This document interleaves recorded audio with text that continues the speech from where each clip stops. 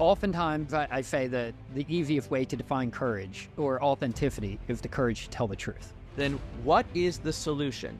If it's not train them better on how to engage with their buyer, then what is it? And summon the courage to show up in your power to help that person. And that's truly selling as you are.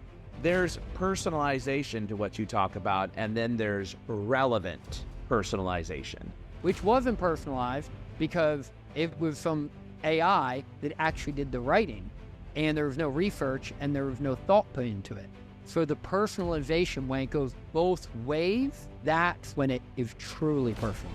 Because that first impression is going to be what they remember from thereafter. Sales reps are throwing their hands up saying, nothing works. The Modern Selling Podcast. Modern Selling Nation, welcome to this episode of the Modern Selling Podcast. And I am pumped. Today I've got with me Mr. Chris Caldwell, my friend who is the founder of Sell As You Are. And you're going to love his story, actually. It originates in teaching. You got that right. Chris, welcome to the show, my friend. Thanks, Mario. Appreciate you having me on, man. I'm excited to have you. Now, do me a favor. So everyone who's listening in right now, we've got sales leaders, sales reps, marketing leaders, enablement, business owners.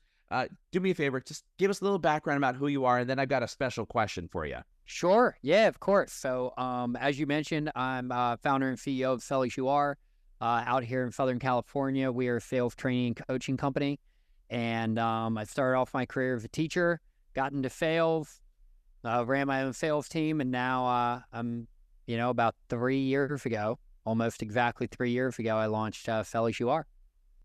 All right. So you said teacher. First off, what grade, what subject? High school, history, and government. And I also coached 3 sports and led the retreat. So I have my hands in quite a few things. All right. What sports? Soccer, basketball, golf. There you go. Soccer, basketball, and golf it is. All right. Basketball, soccer. It's been a long time since I played that one. Fantastic. Well, I'm very curious. I know we're going to talk actually a little bit about that piece of the story in just a little while. But a very special question I always ask all my guests, and that is, tell us something nobody knows about you, even if they're looking at any or all of your social profiles. So something that no one knows about me would be that for 5 years, I did improv and stand-up comedy. And I loved it. All right. So hopefully you'll bring a little comedic value to this show here. I'm expecting it now, Chris. Yeah, I don't know. I guess we'll find out. Interesting. And so where did you do that at, and why did you stop? I did that in college. So all 4 years in college, I did sketch comedy too. So like Saturday Night Live sketch stuff. I did that in college, and then I did for Louisville, graduated college. And then I stopped. I was a school teacher, and I was teaching middle schoolers at the time. And I had a lot of head trash around the idea of going up and doing like a stand-up set, and the idea of like one of my students' parents being in the audience and hearing the things I was saying just didn't quite land with me. So I decided to hang it up. Interesting. I could appreciate that and respect that decision. Of course, from some of the things that you may have been saying, and all of a sudden, parents in the audience, and they're like, Yeah, exactly. So, all right. Well, that's fair. That's a super respectable decision there. I appreciate that. Now, the question is did you bring any comedic value into the classroom is the question. Yeah, I mean, I thought I did. I thought I did. Every now and then I get some pity laughs from kids, and I was like, I'll take those. I'll take any laughs. But yeah, I thought I did. I usually got along quite well with the kids, and we gestured quite a bit. Fantastic. Well, let's get into some content then, and I'm looking for those jokes as they come along. But let's start back with it. Generally, I don't ask this question that I'm about to ask to my guests because I definitely don't want there to be a pitch behind this. But there's an interesting story about this for all the Modern Selling Nation listening in. Let's talk about Sell As You Are. You're the CEO and founder of Sell As You Are. First off, what motivated you to go off and start Sell As You Are? Sure. So, like I mentioned, I taught for about a decade. And after I taught, I moved into sales and worked for a sales training company. And so I was selling the training programs, and then eventually, was able to put my teacher hat on and get up in front of the room and run the trainings. And like the thing is, Mario, like I knew what to say, I knew how to say it, I knew when to say it. I mean, I had content. My colleagues were literal sales trainers. I mean, what better place to learn? But I couldn't understand why I wasn't doing it, or why my hand was shaking when I went to pick up the phone to make a cold call, or why I was feeling bouts of anxiety meeting with a CEO. And so I started to do a lot of inner work, psychology, spiritual work, meditation, understand myself better, go on retreats and professional development workshop, personal development workshops, figure out like what the heck is going on in between the 8 inches between my ears. It's keeping me from really showing up in my power, showing up in my authenticity. And as I started doing that, I brought that type of teaching and that type of coaching to my clients, and who I began, because then it's like, you buy a red car and then you see red cars everywhere. Like I began to realize what was wrong with me. And then I saw it in all my clients and realized they were struggling with the same things. So as I really began to do that, it started to unlock other levels of performance, peace, of authenticity, of personal power in them. And so when I left that company to run my own sales team, I brought that into the corporate world, and it really worked. And so I started Fellow As You Are to help sales professionals and sales leaders really blend the like energy of process and structure and what to say, when to say it, how to say it, why, with the being authentic, raising your conscious awareness, understanding yourself better, and being in your power. And so I wanted to really bring those two things together in a way that I didn't think was done in the market. So that's what we do here. Interesting. Okay. So you discovered the inner self. You discovered the things that actually produce results, which is phenomenal. Now, you've obviously been training folks for quite some time, Chris. So let's talk about what you see as some of the most common issues that are holding sales professionals, business owners back from reaching or exceeding their goals. Now, the caveat to this is that the number is roughly about 40-45% of sellers are actually achieving their goals. So what's holding them back?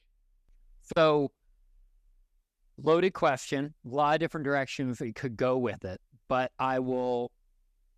let's focus on the changes that have been happening within sales and the AI, the automation, the technology. That has created a deluge of outreach.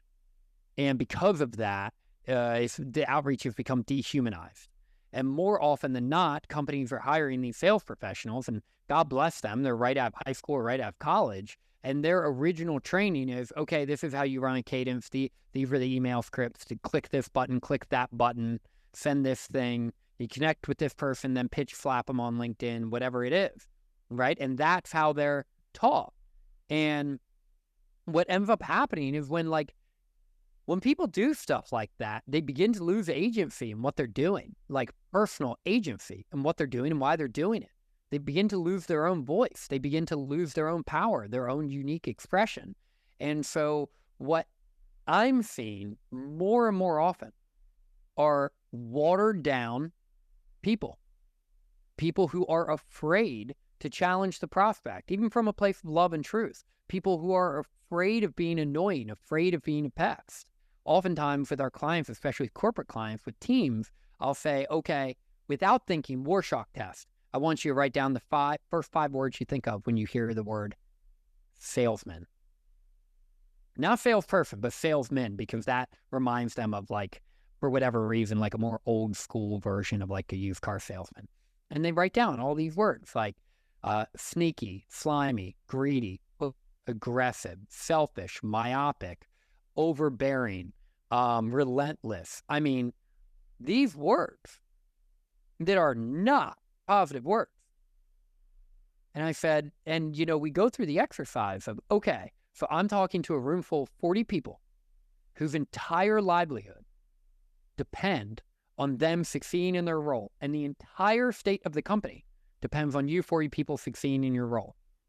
And in your subconscious, when I literally say what your job is, these are the words to come up.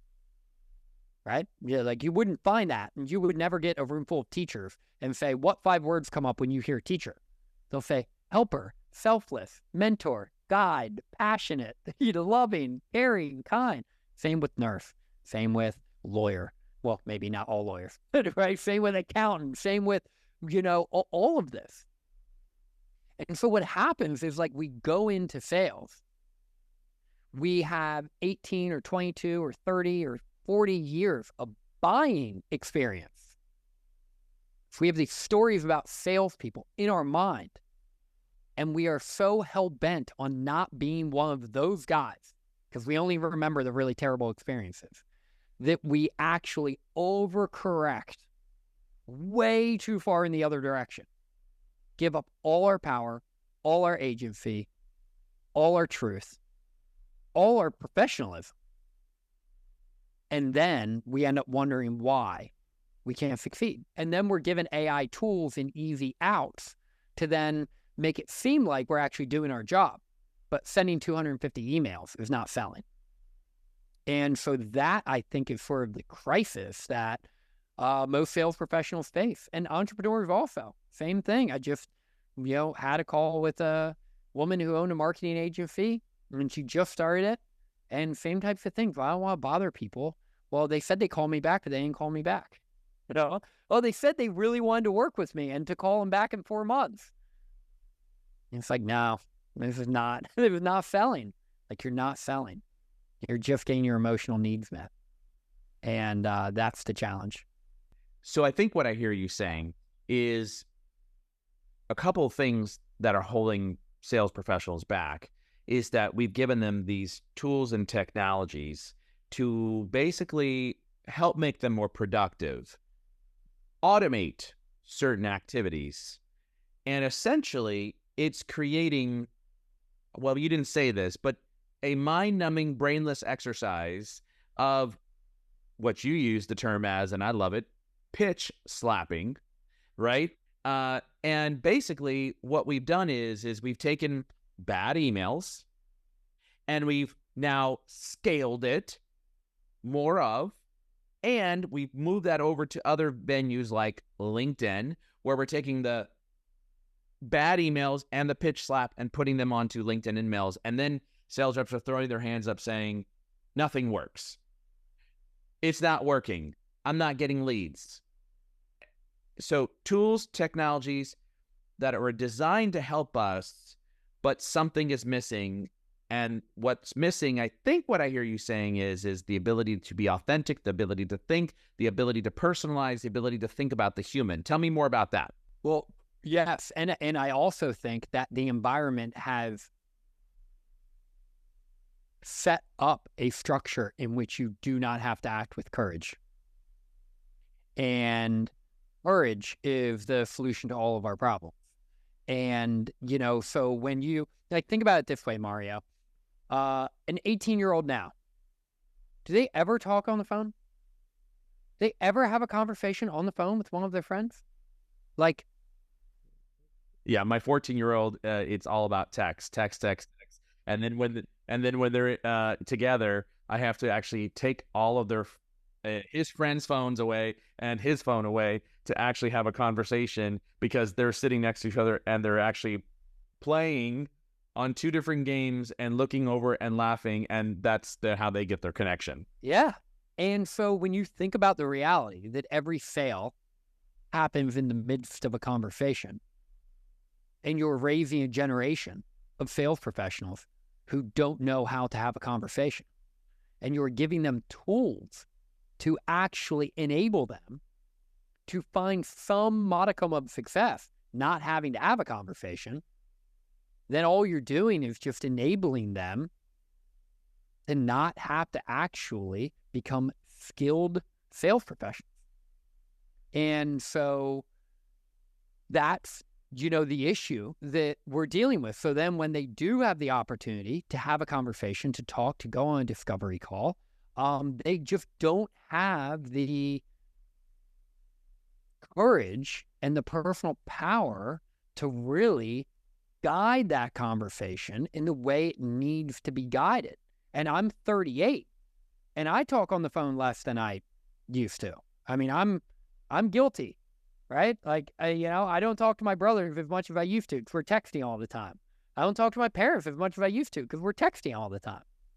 I think the kids are on Snapchat or Instagram, but like I still text, And so what ends up happening is it is a lost art, the actual art of effective communication, of influence.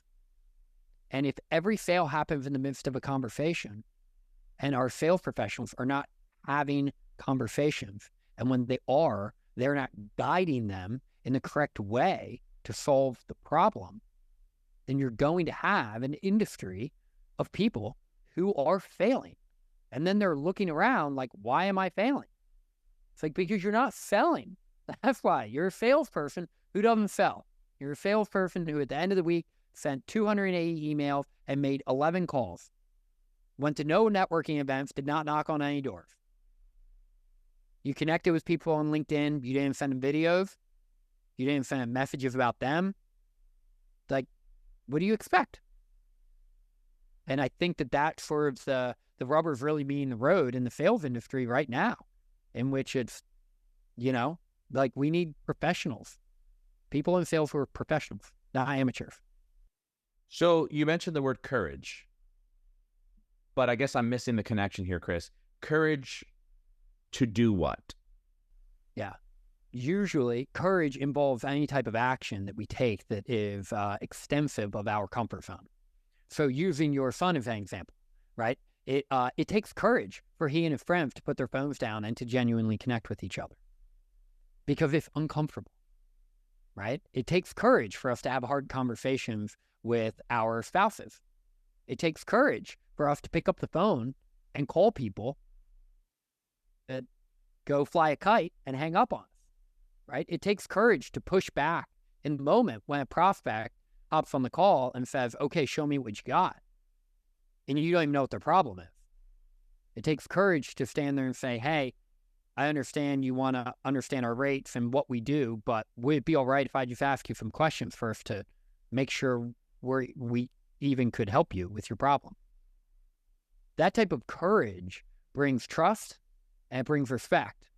And the reality is people don't buy from people they like. People buy from people they trust and respect.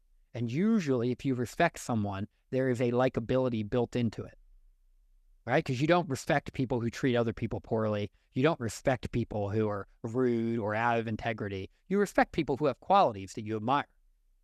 But that doesn't necessarily mean you have to like them.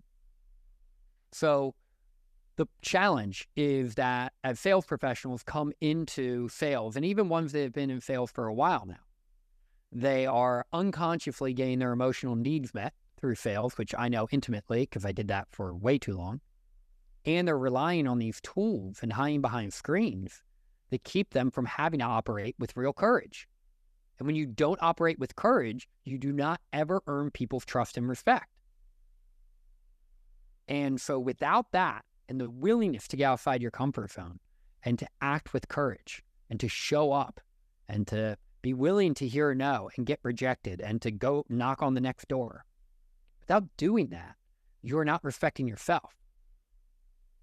And then it just becomes a sort of a vortex of failure from there. Now, earlier, you or I'm not sure who used it, maybe it was both of us, we used a word about authentic. And one of the big challenges that we have is that we're hiding behind electronic communication, and our buyers are also hiding behind electronic communication as well. So what role does authenticity play in sales success? You talked about courage, but let's talk about authenticity. Yeah, great question. So oftentimes I say that the easiest way to define courage or authenticity is the courage to tell the truth. And if you summon the courage to tell the truth, you will be stepping into your most authentic self. Now, what we find in sales is we often have these images with these ideas, like I said, those like 5 words that you hear when you, 5 words you write down when you hear salesman, right? We have these ideas. So if I'm selling to you, Mario, I have ideas of what people think of salespeople, all these negative things.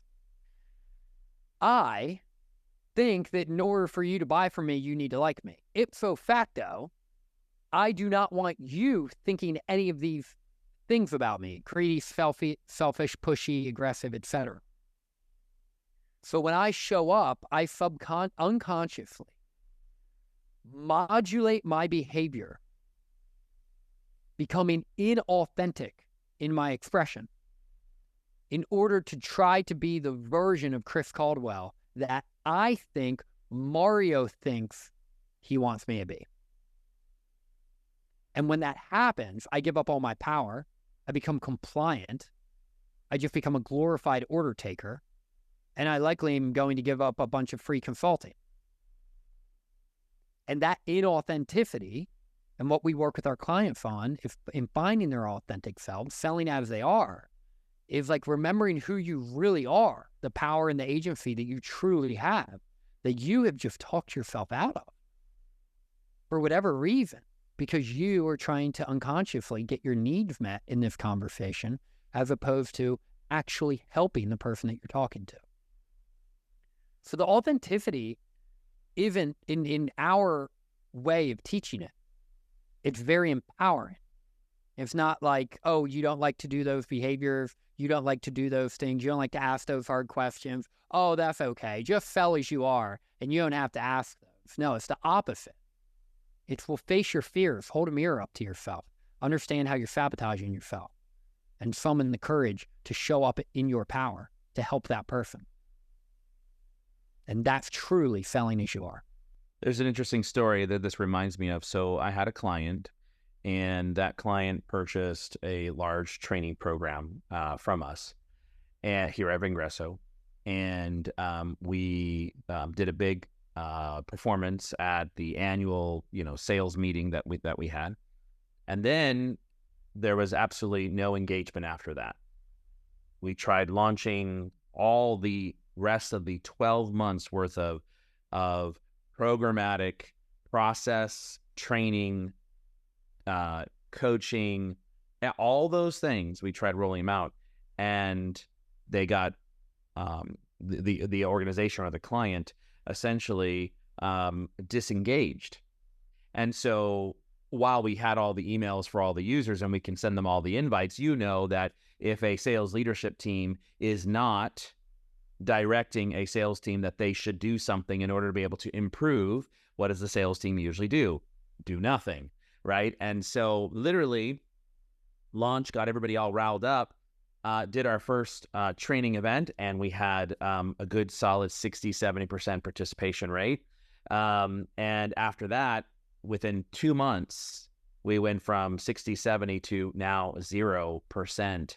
And essentially it was months and months of 0%. And then one of the things we kept doing was reaching back out saying, we've got to book a meeting. We don't have anything planned. We don't have an enablement plan. We don't have the training rolled out. We don't have it. We're not executing on this correctly. Your leadership team is not involved. And the individual sales leader in this case, he essentially got irritated over the fact that we were trying to help. Finally, they decided to book a meeting with us, and we're 7 months into a 12-month-long contract. Okay. They decided to book a meeting. We came to the table, and they said, well, your program didn't work. And we said, how could you say it didn't work when you didn't even roll it out? All we did was show up at kickoff, got the greatest reviews of all time, had one training program that was designed to speak on a very specific topic, and we never rolled anything out. You didn't do what was right. And so in that particular occasion, they had some disagreements. And I said, well, listen, let's let the data show us. And here is now me being the authentic self, very personalized in terms of what I focus on is helping book more conversations. And I said, there were 24 phone calls, emails, and texts over the course of 4 months of which you responded to none of them? 24. Then I go to your boss, and your boss and I have a conversation, and your boss comes back to you, and you now blast me because I went to your boss. What would you expect a salesperson on your team to do after you sold them something, knowing that you're trying to retain that client for the following year? Your sales team sold them something, and for 5 months or 6 months, they did absolutely nothing. Nothing. 24 texts, emails, and voicemails that were sent to you. What would you have done? You would have done the exact same thing. So with all due respect, it's not our program that failed. It's the leadership team that failed to execute. And guess where you're at? The same exact spot, underperforming. Now, that was a very tough conversation to have with the sales leader, being an authentic self. But rest assured, it takes courage, I think. And on the flip side, right, this is a post-sales discussion, but it takes courage to tell someone that they're not thinking the right way. Case in point, put it now on the pre-sales side. I literally just had a conversation with the sales leader, and that sales leader said, well, I don't think this works. I don't think that works. I don't think this works. And, all the clients tell us that, you can't reach me on email, you can't reach me on phone, and you can't reach me on LinkedIn, and so I said, all right, so if you agree with that, then what is the solution? If it's not train them better on how to engage with their buyer, then what is it?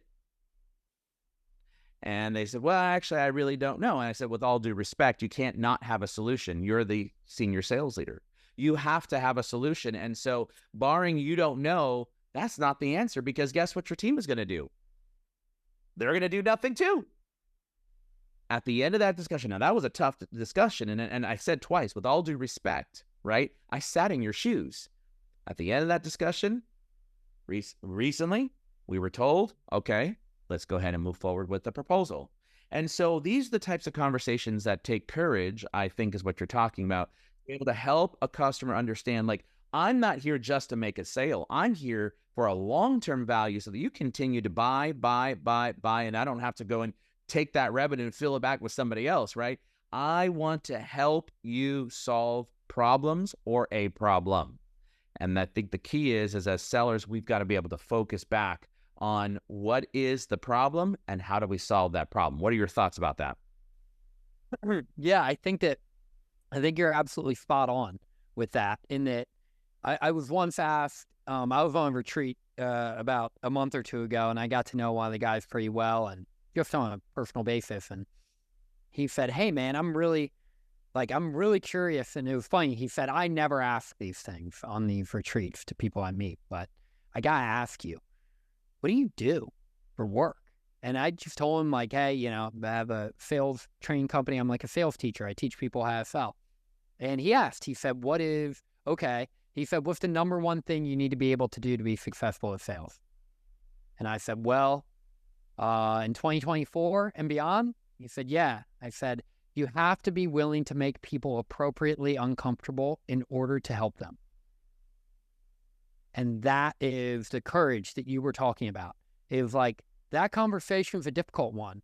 But if you are genuinely focused on the individual you're talking to, bringing your expertise, your experience, and your perspective into play to try to expand the conversation in a way that's helpful to them, then that is the most powerful thing a sales professional can do. Because, like, right, Mario, you have one perspective, you have a bias, you have your life experience, right? You have your traumas, your celebrations, etc. I have my own too. When we come together for an honest, authentic conversation, our perspectives expand. The ways of looking at things expands. The ways of solving problems becomes more opportunistic, more complex. That's a good thing, right? That's like why humans dominate the world and we have tall towers and planes flying in the air, right? It's like because we have that gift to be able to do that and expand our consciousness just by bringing our perspective. As a sales professional, that's the gift you can give your prospect. Because more often than not, prospects know what they want, but they don't know what they need. And right, nothing teaches us more than having, I know you have children, like having kids. It's like, no, kids know what they want. They don't know what they need. Guess what? Adults oftentimes aren't any different. We know what we want, but we don't know what we need, because you, Mario, are an expert at what you do, right? If I talk to a sales leader, he may be an expert at his company, his product or service, and the personalities on his team. And he may even be an expert on exactly how to run their sales process. But he's not an expert at what I do and the problems I solve and how I solve them. And so if he wants something that I don't think is actually right for him, or he brings a perspective that I think is just based on a limited amount of information, right? Because the map is not the territory. Then when I bring my map and we can put two maps together, all of a sudden the territory is larger. That doesn't mean that they'll necessarily want to buy from me or want to work with me, but at least now they're making that decision with more information, with more perspective, with more knowledge. And that is the greatest gift a sales professional can give to any prospect. Amen to that. Speaking about technology, help me understand. We've talked about the changing landscape of technology like AI, and we've talked about how it makes them potentially ineffective. What do you think sales professionals need to do in order to be able to remain effective when utilizing these technologies? That's a great question. I think one of the trends that we are starting to see now and will continue to see is that going back to the old school way of connecting with individuals, personalizing things in a genuine way. Because if when the industry zigs, you have to zag. When everybody else is doing one thing, you have to do something differently. So if everyone else is just sending connection request followed by a pitch flap. No, it's a pitch flap. Sometimes it's just two people connecting, right? When I get a connection request, I accept it, and then I record a 30-second video, right? I look at their profile. I say, hey, oh my gosh, you're from Baltimore. Like, I lived in Baltimore for 10 years. So great. If there's ever anything I can do to help you, et cetera, et cetera. I can't tell you how many people respond back with, this is literally the first video I've ever gotten from someone on LinkedIn. I'm like, well, it took me 30 seconds, and you're in my ICP. So it'd be pretty silly of me not to send you a personalized video. And so I think that more than anything, Mario, it's like using the technology to reach out, using the technology to connect, using the technology to build familiarity, name recognition, but also within the process of leveraging the technology, how can you stand out by being more focused and personalized? That is what will get people's attention. Because if the average executive gets 50 cold emails a day, the one that he gets with a video talking about him personally is going to be the one that he or she responds to, not the other ones. So it's always thinking about how to, it's a yes and. Yes, of course, leverage the technology, use the technology, and make time and space to stand out. And that could look like a lot of different things. I just gave you that one example on LinkedIn. But there are a lot of ways to stand out. And that's what you have to do. So it's interesting. You can see where technology is causing some major problems when it's trying to do personalization. Case in point, I recently received an email from a podcast booking agency on behalf of, and I'll tell you, I don't want to get to the crescendo of the story, on behalf of someone. And the very first line said, hey, Mario, I saw your heard your interview with, and it was one of my latest episodes of the podcast, John Smith, about da-da-da-da. I really love the part about and da-da-da-da, right? By the way, I'm reaching out to present to you Billy Bob.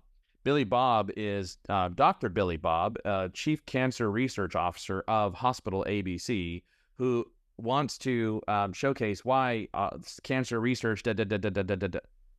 And I thought, okay, you personalize theoretically this first email. Theoretically, that's the word. Yep. Exactly. Now, theoretically, you personalize this. Clearly, you didn't do your research that even though I'm in the top 1.5% of all podcasts globally, which is why I got put on your target segmentation to reach out to, you didn't look to see that I was a sales podcast. So what does cancer research and healthcare have to do with my podcast? Absolutely nothing. So there's personalization to what you talk about, and then there's relevant personalization, right? And I think those two things are, both of them are missing for sure, but it's the relevant personalization of reaching out to somebody and actually incorporating that back into a conversation piece. And, if you think about this, Chris, in the old days when we were taught to sell, and I've been selling since I was 19, working at a software company. All my listeners know this. That's almost 27 years. Now selling as a 19-year-old, as they then called telemarketer, now called SDR, BDR. And what we were responsible for doing was, of course, pounding the phones and then getting out at events, right? And when we were trained to be able to get out at events, we actually, shook hands and we had conversations with people, and we actually took an interest in people. We actually cared about them. And subsequently, I was at Dreamforce this past week, and I was walking over to the Pink concert at Oracle Arena, standing next to a random guy, and he said something. And the random guy I struck up a conversation with, and come to find out, he was a direct sales guy. Next thing I know it, he's downloading our application. Phenomenal, fly message. But here was the kicker. I sent him a personalized connection request. And in that connection request, I said, "Hey, John, so great chatting with you. How funny that two strangers on a street could have so much in common." And I put inside there the clip, or a written clip of what we talked about. Good luck on your, sorry that it didn't work out with company, right? I put that inside the connection request, and he wrote back, "Hey, was this fly message that did that?" And I said, "No, that would be a great feature set, though. That really would. Like, translation of everything I'm saying, put it into, fly message, and then spit it out as a connection request from an event. That would be super awesome." I said, "No, that was called good old-fashioned selling." And he goes, you nailed it. You nailed it because you actually wrote down all the things we talked about. And what it showed me is that you actually cared. And that's the way he felt as a result of it. Now, he actually signed up for a free account. Whether or not he actually buys is totally up to him, and whether he sees value in the technology. But now he at least identified that you actually cared. You actually took the time to care. And I think I can't understate the importance of actually caring, how important that is. Thoughts? Yeah, I think that you're spot on. And, the example you gave of the email of the, poorly targeted personalization, right, is that when we talk about personalization, it's not necessarily just personalization for the prospect, but it's the salesperson personalizing the message, right? The more authentic they can be. Sometimes, there's a lot of research out there that shows that the more casual you are, the better. Because why? Because AI is not casual. AI is formal. AI, writes incomplete sentences all the time, never has any spelling errors. AI sets every paragraph up appropriately with an opening sentence and then moves on and then have a closing sentence, right? And the reality is we don't talk like that. Human beings do not speak like that. And what's happening is that as people are leveraging this more and more, AI more and more, which is such an amazing, beautiful, powerful technology, people are beginning to pick up unconsciously on the patterns of it. And so if you, like when I send a message, the more Chris Caldwell, unique Chris Caldwell verbiage I can bring, cadence, tone I can bring into a message that I personalize for Mario Martinez, now the personalization goes both ways. Now it's actually personalized, as opposed to just the quote-unquote personalization that you received, which wasn't personalized because it was some AI that actually did the writing, and there was no research and there was no thought put into it. So the personalization, when it goes both ways, that's when it is truly personalized. And that is why I say all cadences, from outreach to sales off to Apollo to anything that you're using, that all sales cadences should not start with an email. It should start with, first, let's get a warm introduction or referral. Next, you need to have some touch points inside there, like a comment on someone's post. Tag them that you're actually tagging that individual if they're not active. Tagging them on a social media post to be able to let them receive that into their inbox. That shows there's an insightful actual comment. And then that first email, it stops before it sends, and the seller is responsible for going in and actually personalizing at least that very first one, because that first impression is going to be what they remember from thereafter. Because if all the rest of the messages are automated, which may be the case, they're going to now say, hey, at least Mario actually took the time. Every time they see that, at least Mario showed me that they knew me, right? And the other part that I tell people is, to be interesting, you must be interested, right? And so these are the things and the dynamics. And if you think about one of the recent stats I saw, you'll love this, Chris. The recent stat that I saw, here we go. I'll read it out to you, actually, because I have it up on my board right here. Prospects, where they're willing to communicate. Here we go. Prospects are open to communicating with sellers at, here we go, industry events. 34% of buyers said that. Via LinkedIn, 21%. Text message, 21%. Voicemail, 21%. Social media, everything other than LinkedIn, 18%. Notice how email and in-mails are not even on that list. So going back to the roots, industry events. We got to get out to industry events. We got to shake people's hands. We got to act like we care about them, and we better show them that we know them. Yes, 100%.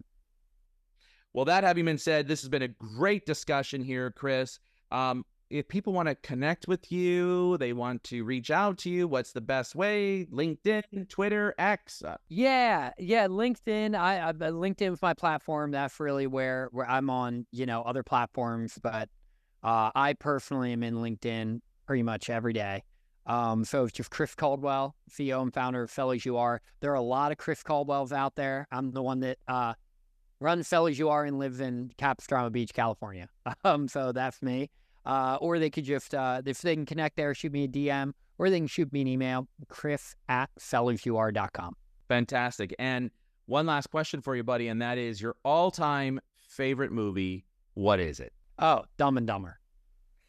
Yeah, I don't even have to think. I mean, I was a comic, I love comedy, and I have a huge amount of respect and reverence for the genius of Jim Carrey, and nothing shows his genius, his subtle humor, more than Dumb and Dumber, which he ad-libbed like half of the most memorable lines he just did in the moment while filming the movie. So I could watch that movie over and over and over again. Hilarious you mentioned that. True story. When I was 21 years old, I think it was, my best friend was in the hospital. He got a horrible disease. He was there for quite a long time. And at the point where he became conscious and could talk, we were talking, and he said, hey, I'd love to watch the movie Dumb and Dumber. And I said, Dumb and I've never even heard of that movie. So they bring in a VCR and a TV into the room, and it's he and I'm sitting there at his bedside, and he's on the bed, and I'm laughing so hard that the nurses come in and they tell me to be quiet. They came in a second time. They said, you got to really be quiet. And then the third time they said, listen, we're going to have to kick you out because you're laughing way too loud. Yeah. I mean, it truly started an entire genre of dumb comedies, right? It's Super Bad, Step Brothers, like all those comedies came because of Dumb and Dumber. That it's like, this is a movie that is stupid, but it's so clever and so funny that it became a box office hit. And Jim Carrey, you know, like he did in many ways, I mean, he totally transformed the genre because he was just that funny. And that unexpectedly, the lines in that movie are so unexpectedly funny that it transformed. It created a whole like 20, 25 years of dumb comedies were born because of the success of Dumb and Dumber. I love it. And in fact, Dumb and Dumber 2 came out, and then you started laughing over that. And then you had the whole shows like movies like Nacho Libre and those types of things. I mean, Jim Carrey, I think, is absolutely hilarious. My wife doesn't like him. She thinks it's too slapstick, and I think it's hilarious. I hear that. But I mean, some of those lines, like, you got to have done comedy to appreciate him getting choked and then saying, "Harry, your hands are freezing." You know, like, it's like lines like that. You know, it's just like you have to appreciate the genius of it. Gotta love it. Well, there you have it, everyone. Modern Selling Nation, Dumb and Dumber. Go out and watch that. And for all of you listening in right now, hey, don't turn that dial quite yet. Listen to this very important message. Thanks for listening to the Modern Selling Podcast. Please do me a huge favor and give the Modern Selling Podcast a 5-star rating and review on iTunes. Oh, and don't forget, if you'd like to save 20 hours or more in a month and increase your productivity, go right now and download Fly Message, that's flymsg.io, for free. It's your free text expander and personal writing assistant. Hey, thanks for listening in, and until the next episode, good selling.